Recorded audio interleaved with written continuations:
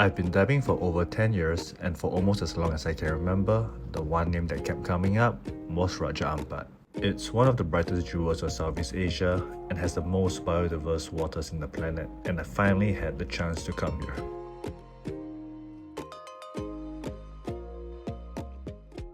The trip to Raja Ampat is a long one. We headed to Jakarta airport from Singapore, and then it was a 5-hour wait to our connecting flight to Sorong. Lots of places to grab your dinner while waiting, and maybe check out Terminal 3 for better options. There's also a bunch of mini-marts here in case you want to grab some snacks for your villa stay in Raja Ampat.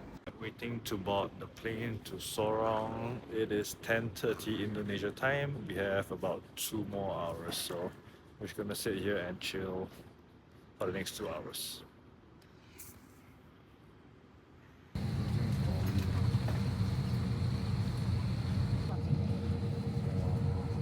The mobile phone has been switched off.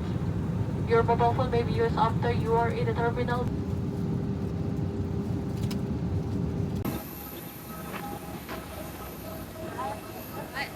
We are here in Sorong. It's a terrible flight. Terrible flight. Kian and Leon and Yanchun, is it? We're here at Sorong's airport, Dio Airport, and we're waiting for one more guest before we go to our hotel to rest for a little while after our midnight flight. And the hotel's only like 7 minutes away, she says, so very nice.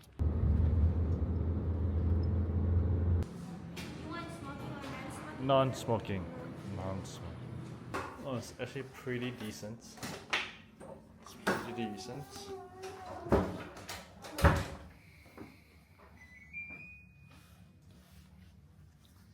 Toilets.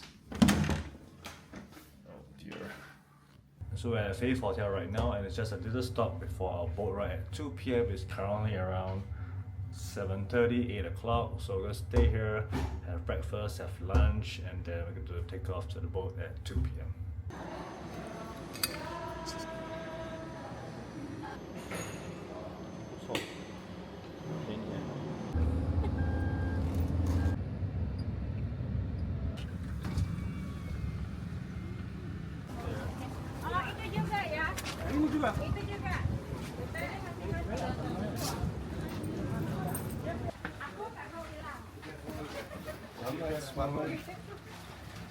Pretty comfy.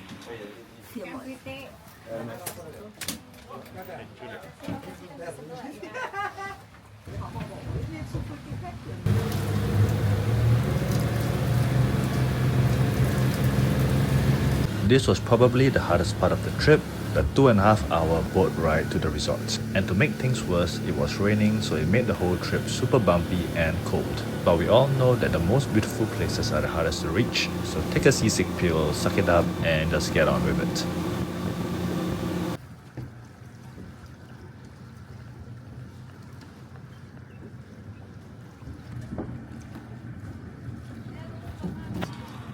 Sarah, tunggu. Tunggu mana? Welcome to Papua Paradise Eco Resort, and this is where my wife and I stayed for 6 nights. We decided on a resort instead of a lift on board because we both wanted a chill vacation and not worry too much about the dives.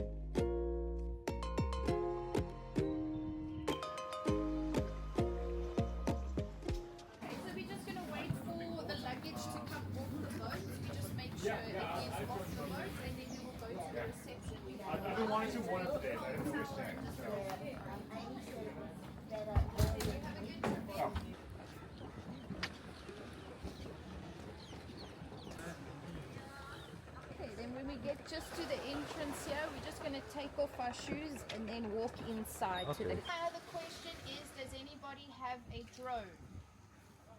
Okay. So for massage 30 minutes only. Okay. And then I can add on 1 hour.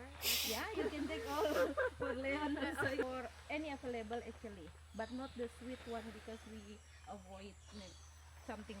So we're the last. Yeah. Beat or bad. In the water, in the high tide, in the water. Oh, it will come out all the way? Yeah, Until when? sometimes. See this time. because the dugong is only always under your bungalow. Oh, that's Somewhere. Where? Okay, shark is too common now. Dugong. Yes. Like the and please come in. Oh wow. Room tour time, and this is the premium room at Papua Paradise, which was an absolutely beautiful room but also cost me a pretty penny. 6 nights here, full board cost 9,150 Singapore dollars. That's about 1,500 Singapore dollars a night, making this one of the most expensive places I've stayed at for sure. This included all 3 meals, breakfast, lunch and dinner, as well as a return transfer. It does not include the diving. The main difference between this and the other rooms was that number 1, it was much bigger, and more importantly, it had both air conditioning and Wi-Fi. For everyone else, they only had fans, and if they wanted to use the Wi-Fi, they had to go to the bar. And check out this amazing toilet view. I really loved it. Also, do take note that because we are right at the cusp of the jungle, there's going to be bugs and birds. We had some run-ins with some wasps and a bird in our room, but it wasn't a big deal. Overall, the room was really spacious, luxurious and comfortable, and because we spent a lot of time in the room, it was really worth it to us. Also, check out this balcony that we had, lots of space, and again, look at that amazing view. We spent a lot of time here just chilling, reading and just soaking up that view. Now, let's talk about the food. The meals here at Papua Paradise are always served buffet style, and you can only have them at the restaurant. There's no room service here. There's always a good variety of food for breakfast, lunch and dinner. And the food is usually a mix of Western and Indonesian cuisine. There's usually going to be 4 main food items, as you can see here in the chafing dishes. For breakfast, there's also usually an egg and pancake station, and for lunch, there's also a pasta station. I just want to say that the service and the meals were always excellent, and the staff always made us feel like home. The breakfast donuts were also super duper delicious. Here's an example of a lunch and dinner serving. There's always going to be some carbohydrate, vegetables, and 3 to 4 protein items. They always seem to have chicken, tuna, and beef. There was always more than enough food if you want seconds or thirds, but with regards to how it tastes like, it was actually pretty average. With how much the resort cost, I actually thought that the food would taste much better. There are some positives of course, like this ice cream here, their fried chicken, and their amazing restaurant view. And now enough about the food, let's move on to the most important part of this video, diving Raja Ampat. Because we chose to stay in a resort instead of a live on board, all of our dives required us to take a boat ride out to the dive sites. There were some local dives that's around 30 to 45 minutes away, but the main attractions of Raja Ampat like Melissa's Garden and Mansour were about 2 to 2.5 hours away. So be prepared for daily long boat rides. Now, let me show you the magical beauty of Raja Ampat.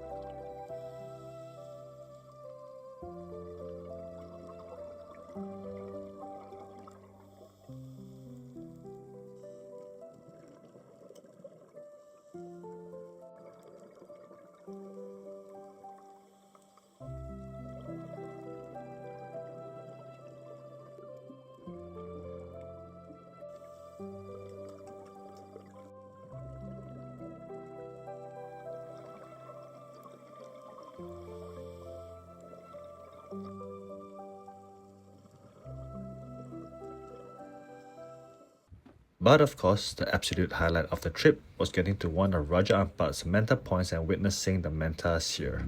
It was actually my first time seeing manta rays during a dive, even though I have about 300 dives, so it was a pretty big moment for me. Luck really wasn't on our side during our dive trip here. We only saw about 5 manta rays across 2 dives, and the visibility wasn't too clear during these dives. But to witness these gentle giants firsthand was still a magical experience, and I have absolutely no regrets.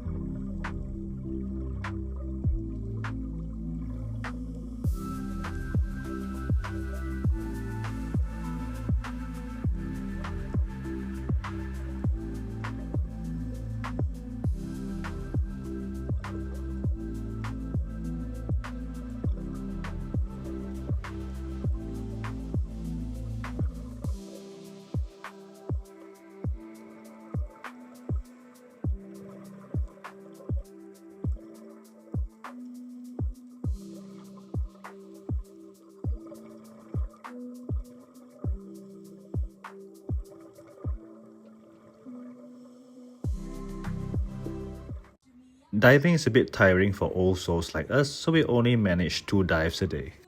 We did 8 dives each, and the all-in cost for all the dives, including all equipment, dive computer, and travel, was about $2,900. It was definitely on the pricier side for diving in Southeast Asia for sure. Some other highlights of the trip was spotting this Wagyu spotted couscous native to Raja Ampat only. As an avid animal lover, it was a really cool sight to see because I never knew these critters existed.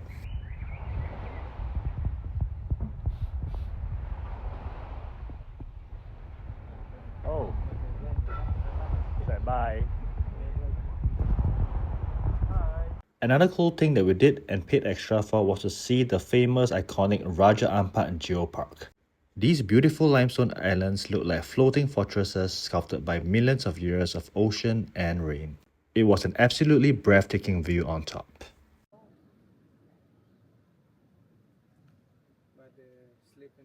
And that was it, just a week spent in the beautiful islands of Raja Ampat, chilling and watching the world go by. If you're looking for a more relaxed trip, definitely consider a resort like Papua Paradise. But if you're looking for something more social and with more diving, you probably want to get on a live on board. I really enjoyed my time in Raja Ampat and making this video, so I hope this helps you to make a decision to visit this paradise on earth one day.